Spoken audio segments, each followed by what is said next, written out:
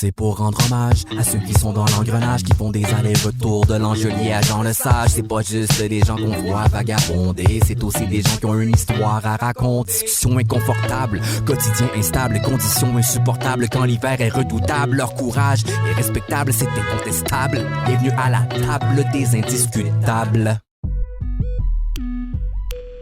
Salut, je m'appelle Rémi. Dans cet épisode, il sera question de santé, de consommation et de survie. La consommation de drogue est évidemment très présente dans la rue. Mais est-ce qu'on comprend bien le rôle qu'elle peut jouer et les raisons derrière? Mais il y a des gens, puis moi j'en suis, là, si j'avais pas eu la consommation, c'est sûr je me serais tué. Oui, ça l'aide à survivre, parce que c'est ça, on essaie de le réveiller la nuit, puis qu'on s'essaie de prendre des consommations qui nous gardent éveillés. D'abord, on doit mettre quelque chose au clair. Tout le monde consomme. Pas nécessairement des drogues, mais toute la population est à quelque part sur le spectre de la consommation. Dans notre société, il n'existe pas les consommateurs et les non-consommateurs. Ensuite, on doit surtout pas oublier que les consommateurs de drogue sont d'abord et avant tout des humains. Des personnes sensibles dont la consommation est souvent symptôme d'une grande souffrance. Mon père était tellement quelqu'un d'aimant qui m'a accompagné par tout. En plus, il était directeur de banque, il m'accompagnait, je faisais beaucoup de karaté, il m'accompagnait dans les compétitions. Il y avait beaucoup d'amour. Quand il partait sur la brosse pendant 2 semaines, il pétait une coche, puis c'était plus le même gars, tu sais. Alors, il y a une grande différence quand t'es dans tes comportements néfastes pour toi de dépendance, par exemple, puis la personne qui est en dessous, puis qui, elle, dans le fond, souffre, là, tu sais. Et comme toute chose, ça évolue. Ça change beaucoup. Et le pourquoi, c'est le manque de soins. C'est pour ça que ça change. Moi, en 5 ans, j'ai jamais vu ça. J'ai jamais vu ça, ce que je vois aujourd'hui. Ce qui a changé, c'est au niveau de la toxicomanie, au niveau des jeunes femmes qu'on voyait pas dans la rue. On voyait pas des filles de 16, 17 ans, 18 ans, pas de domicile fixe. On ne voyait pas ça. On voyait pas des gens avec des comportements bizarres à cause de la drogue. C'est ça qu'on voit, la violence a augmenté, le non-respect, c'est au niveau des gens physiquement. Moi, je vois des gens, jeunes gens, 16, 17 ans, 18 ans, qui viennent au centre-ville. 2 mois après, ils se sont fait piéger avec des speeds, tout ça. Moi, je les vois, ils ont changé, leur visage est changé en 2 mois, leur personnalité est changée. Il y en a qui perdent leurs dents. Puis je leur vois, qu'est-ce qui se passe avec toi? Qu'est-ce qu'ils ont fui? On sait pas tout. C'est ça qui a beaucoup dégradé. Et le pourquoi? C'est ça, c'est le manque de soins. C'est comme si on a perdu le contrôle. C'est ce que je vois. Il y en a qui pourraient se demander, mais pourquoi est-ce que les gens consomment? Il y a des gens qui vont développer une dépendance aux drogues ou surconsommer parce qu'ils ont besoin d'engourdir quelque chose de plus difficile. Tu sais, ce ne serait-ce que pour fonctionner, se déjeuner, la timidité, l'anxiété, là, je veux dire, c'est pas trop dommageable à la limite, dépendamment des degrés, mais ça, la substance va te permettre de gérer ça. Puis il y a un paquet de monde, souvent les gens qui sont des gros consommateurs de drogue, qui ont vécu, on le sait, en tout cas, là, ça fait longtemps qu'on n'a pas fait de recherche, mais dans notre crowd qu'on analysait avant en termes de comportement, la majorité avait vécu de l'inceste, des agressions sexuelles, des traumas, de la violence familiale, de la pauvreté. C'est violent, la pauvreté. Moi, j'ai été majorité de ma vie dans un quartier central. Donc, t'as des mauvais professeurs à l'école, t'as de la violence en entour dans les cours d'école. Je sais pas qu'il y en a pas partout, mais il y en avait beaucoup plus, à mon avis, que là. Dans les familles que je connaissais, il y avait beaucoup d'abus, d'inceste, d'agressions, de parents alcooliques, de parents toxicomanes. Donc, de venir au monde de ça, ça crée des traumas. Puis à partir de ce moment-là, si on n'arrive pas à guider ou à guérir ça, ça va se répéter après. Puis là, en plus, quand tu es dans un milieu de consommation, tu vas répéter des traumas d'agression. Même certaines femmes dans le travail du sexe qui revivent consciemment ou non, par choix, éclairé ou non, des multiples agressions dans le travail qu'elles font ou dans les relations conjugales qu'elles développent avec des tout croches, parce que parce que ça donne comme ça, mais on dirait qu'il y a une endémie d'attirer ce type de personnes-là. Donc, le trauma se répète, donc l'anesthésie doit être plus grande. Donc, je m'engourdis parce que si tu me mettais à jeun demain matin, probablement je ne serais pas capable de survivre avec ça. Puis, le problème là-dedans, c'est qu'il n'y a pas de ressources à l'heure actuelle pour traiter ces traumas-là. Si je vais aller en choc post-traumatique à l'heure actuelle, bonne chance. Les services de santé mentale ne sont pas là, donc reste dans ton affaire. Puis là, c'est là qu'on a vu embarquer les principes d'automédication. La personne a dit « Hey, il me semble que quand je fais une puff de cristal meth, c'est moins pire. » Pas sûr du tout que dans la science, ça dit ça, mais la personne a l'impression que ça parce qu'elle n'a pas accès à ça. Tu fais des choix de vie, là. Tu fais un choix en absence de choix, donc ce n'est pas un choix. Ça appartient pas aux gens non logés qui souffrent dans la rue, ça, la dépendance. Ça peut être tout le monde qui peut être atteint. Maintenant, d'être à la rue, les conditions de vie sont très difficiles, tu sais. Puis les gens, tu sais, ce qu'ils me disent, des fois, il y a de la consommation pour se soigner son mal-être, tu sais. Puis des fois, non. Tu sais, tu peux consommer sans être accro à la dépendance, puis sans, tu sais, si on va à la pêche ensemble, moi, je suis pas toujours à jeun, là, tu sais. Dans la chaloupe, là. On pourrait croire que la dépendance, ça concerne juste les gens qui ont des problèmes. Mais dans le fond, ça touche tout le monde. Il y avait des gens qui consomment pour se récompenser au début ou dans une trajectoire de jeunesse, faire des expériences, nanana. Mais encore, tu sais, tout le monde consomme quelque part, en majorité. Là. Tu veux dire que ce soit le vendredi soir pour te récompenser, ton petit verre de vin, j'ai eu une grosse semaine, La dépendance, là, c'est de valeur, là, mais si tout le monde qui a fait un party de famille, ils ont un mononcle chaud quelque part, là. La dépendance, il y en a partout, là. Partout. Il y a des ministres junkies, là. Tu sais, fait que c'est pas un apanage de la rue. T'sais, mais par contre, il y a plusieurs choses là-dedans. C'est sûr que quand tu as un problème de dépendance, mon papa, quand il était chaud, il s'isolait plus là, que les autres parce que ses amis ne trouvaient pas ça agréable. Lui-même se censurait d'aller à certaines activités pour pas être en contact avec l'alcool. Vois-tu, fait que t'as des sphères d'exclusion quand fait que donc t'es plus à risque. Mais là, Père Palado, père a fondé Québécois avec des problèmes de dépendance, puis c'est un modèle de réussite. Tout le monde a ses raisons de consommer. Mais peut-être qu'il y a une raison fondamentale qui les englobe un peu toutes. Tu sais, je résumerais ça, la vie est pas belle en général. Ça va pas bien dans le monde. Fait que si tu étais capable de le rendre plus beau avec un filtre, des lunettes roses ou une substance qui t'empêcherait de le ressentir si difficilement, pourquoi pas? Comme dans tout, il y a des conséquences. Quelles sont celles vécues par les personnes qui consomment? Je te dirais d'emblée, là, si on le voit à la base, pour mon part, ça s'adresse particulièrement à des personnes qui font usage de drogue par injection, inhalation. Le fait qu'il y a des seringues, le fait qu'il y a des pipes à cristal meth, le fait d'être un toxicomane, mettons, c'est déjà une étiquette en soi. Là, c'est pas vu de façon favorable en société, surtout une société de consommation. Quand en plus t'es inactif, là, tu deviens comme un fardeau social parce que tu es sur l'aide sociale et ou à risque de te ramasser en prison et ou dans un hôpital. Là. Donc, déjà, il y a ça. Après ça, on peut rajouter l'étiquette. Là. On va en mettre pour les besoins de la cause, mais souvent, les personnes sont aussi en situation d'itinérance, donc visibles, pour plein de raisons qui dérangent les gens. Les gens comprennent pas, les gens ont peur, les gens aussi ont ça. Donc, c'est une autre étiquette que tu peux mettre qui va faire que tu vas porter une autre étiquette, donc l'étiquette de la stigmatisation qui vient avec. Toxicomane, travailleuse, travailleur du sexe, souvent en situation de pauvreté, souvent avec une intéressée un peu plus basse que les gens en moyenne. On le sait qu'on a ce type d'étiquette-là auprès des gens. J'ai eu mettre des étiquettes, mais je suis obligé de vivre avec. Personne qui va être aussi...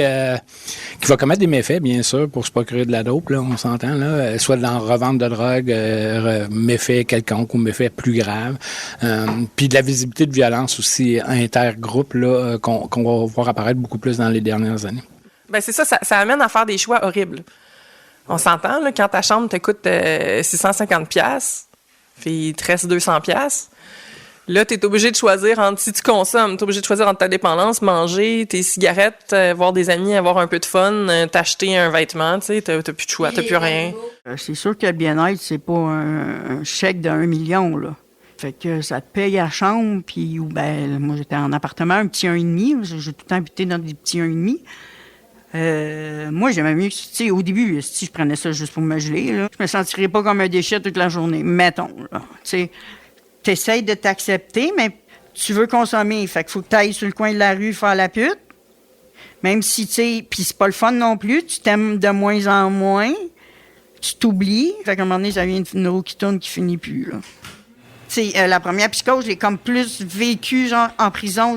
J'étais allée en prison. Puis à un moment donné, j'ai comme dégelé. Puis souvent, moi, je suis dans ma tête. Je suis tout le temps dans ma tête. Puis, je pensais à ce que j'avais fait, puis tout. Puis j'étais là, ouais, j'étais peut-être aussi sur une autre planète. Là. Je me rendais compte que quand tu débosses, tu dégèles, tu manges, tu dors. La prison m'avait comme sauvé, si tu veux, là. Fait que j'avais comme réalisé que, oups, c'était comme pas normal, mon état. Que la TV peut pas me parler, là. C'est sûr que si, mettons, comme la pandémie de COVID, tout le monde parlait de COVID de partout, mais quand tu es en psychose, puis toi, tu penses au COVID, mais l'autre personne à côté parle de COVID, hey, elle vient de lire dans ma tête, je viens d'être COVID, la télé me parle parce que je pense au COVID, c'est niaiseux de même, là. Mais c'est comme ça qu'une psychose commence, là. Puis tu sais, c'est ça, la psychose aussi la drogue m'a emmené à entendre des voix.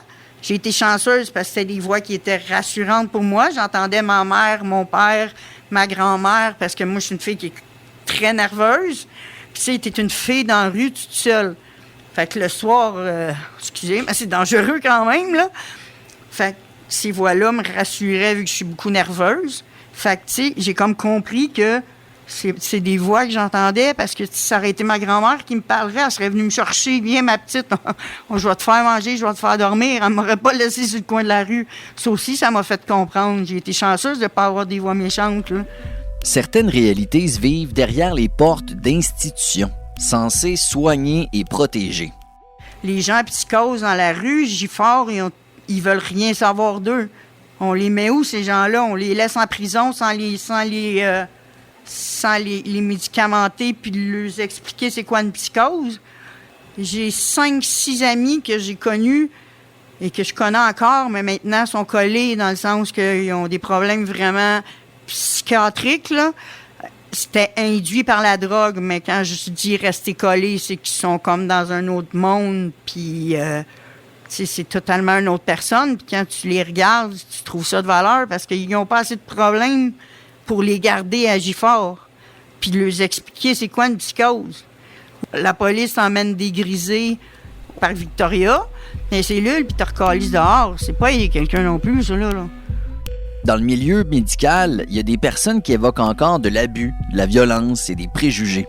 Les cellules d'isolement et les prescriptions au besoin, les PRN, demeurent très utilisées. Pour certains, c'est des mesures de sécurité. Pour d'autres, c'est des outils de contrainte. Ils m'ont donné de l'agatite, des mélarines de sang, puis des piqûres, injections, des PRN une fois par semaine ou deux. Puis des poussitoires pour m'endormir, pour faire des cochonneries dans mes pantalons. Mais j'ai pas aimé ça ben. C'est pas mon histoire. Fait qu'ils ont dit que tu restes dans l'isolement pour telle heure puis telle heure jusqu'à tout l'après-midi, tout l'après-midi. OK. Là, j'étais tannée, hein. Fait qu'il dit, au moins, si tu savais pas, on va t'isoler on va t'attacher dans une cellule. Ah, pas de problème.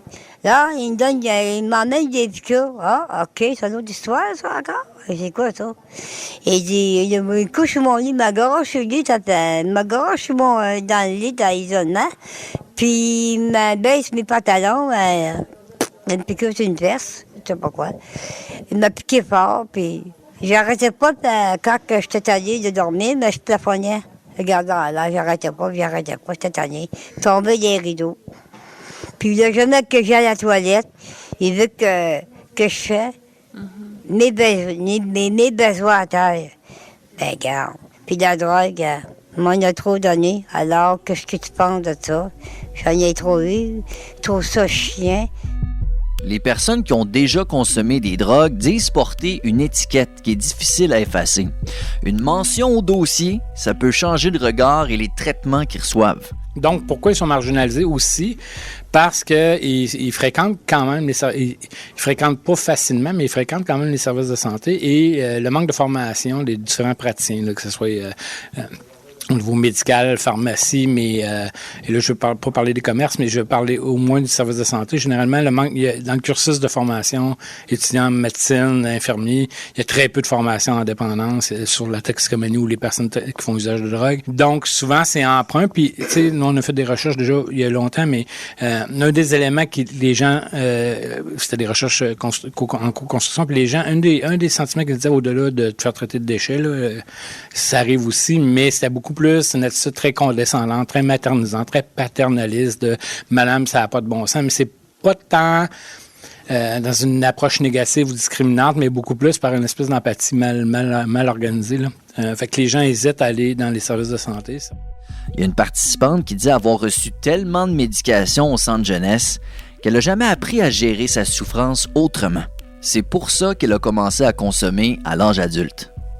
Face aux enjeux liés à la consommation de drogue, il y a une approche qui revient souvent dans le débat public, c'est la réduction des méfaits. La réduction des méfaits, ça vise à diminuer les risques liés à la consommation de drogue sans exiger l'abstinence, notamment grâce à du matériel sécuritaire. Pour faire une histoire simple, pour les gens qui connaissent Nez Rouge un peu, là, je résumerai en on le sait que les gens vont boire à Noël, on veut pas qu'ils tuent du monde avec le char, puis on veut pas qu'ils se tuent. À Point de Repère, c'est un peu ça. On sait qu'il y a des gens qui consomment. On sait que la guerre à la drogue, ça ne donnera jamais rien. En tout cas, jusqu'à maintenant. Il y aura des personnes qui utilisent des drogues. Il y a un ensemble de méfaits. À la fois pour la consommation, mais aussi dans la typologie, on va mettre des étiquettes pour le bien de la cause. Là, tu sais, les gens qui sont en situation d'itinérance, qui sont porteurs du VIH, porteurs de l'hépatite C. Donc, il y a un ensemble de situations sur lesquelles on peut agir pour que les dommages pour ces personnes-là soient moindres. Récemment, Droit de cité et Radio-Canada ont abordé la question des seringues dans l'espace public. Leur présence dans les parcs, sur les trottoirs, ça suscite le débat. Il y en a qui refusent d'ajouter des boîtes de collecte, d'autres disent que celles qui existent sont peu utilisées, soulevant la question de l'éducation.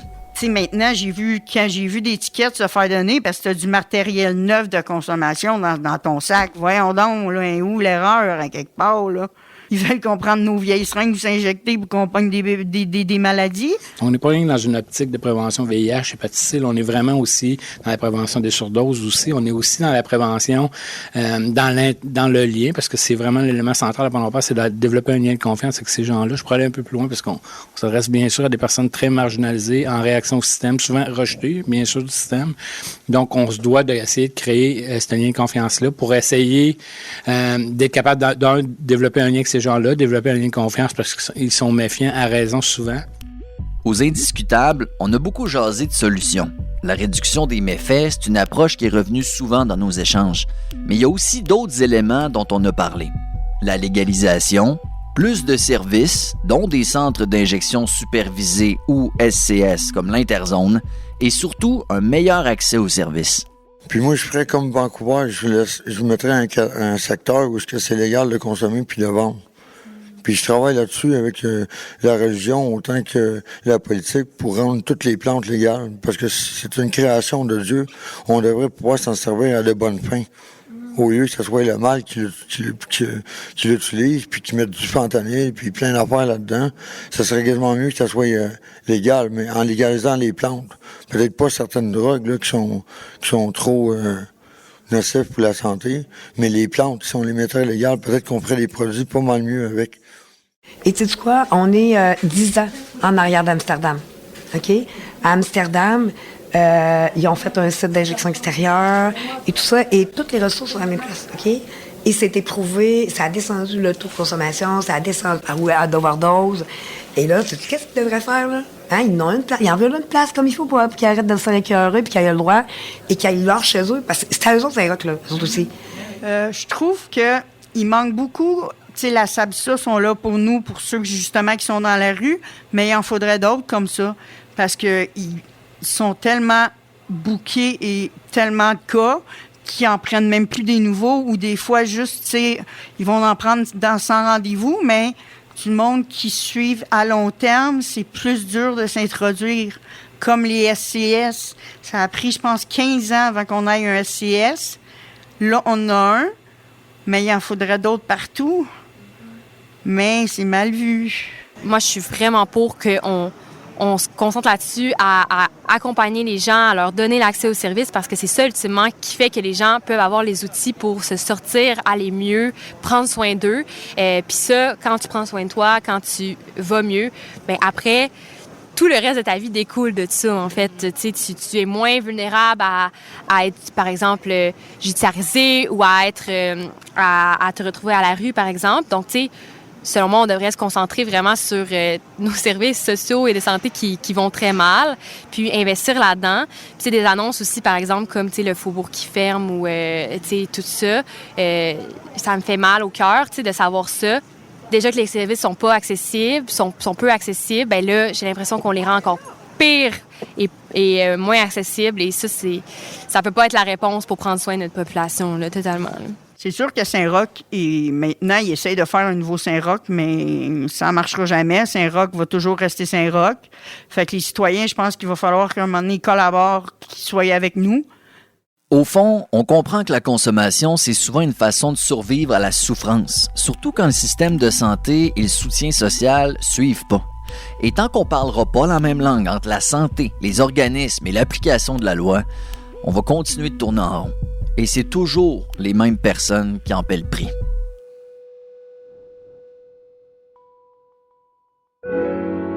On a jasé de toi. On a jasé avec toi. Qui ça? Les indiscutables! Indiscutables!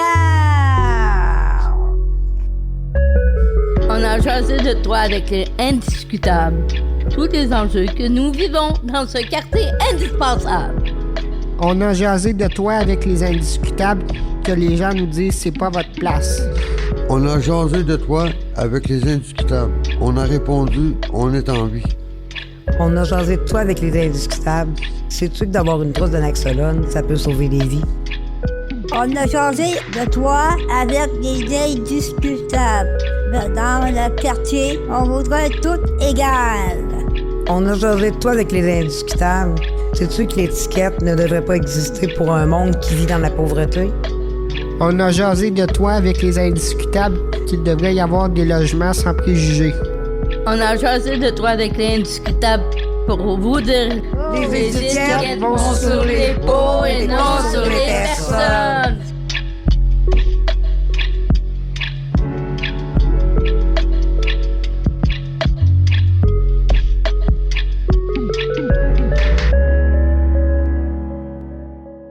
Vous venez d'écouter le 2e épisode du balado Les Indiscutables.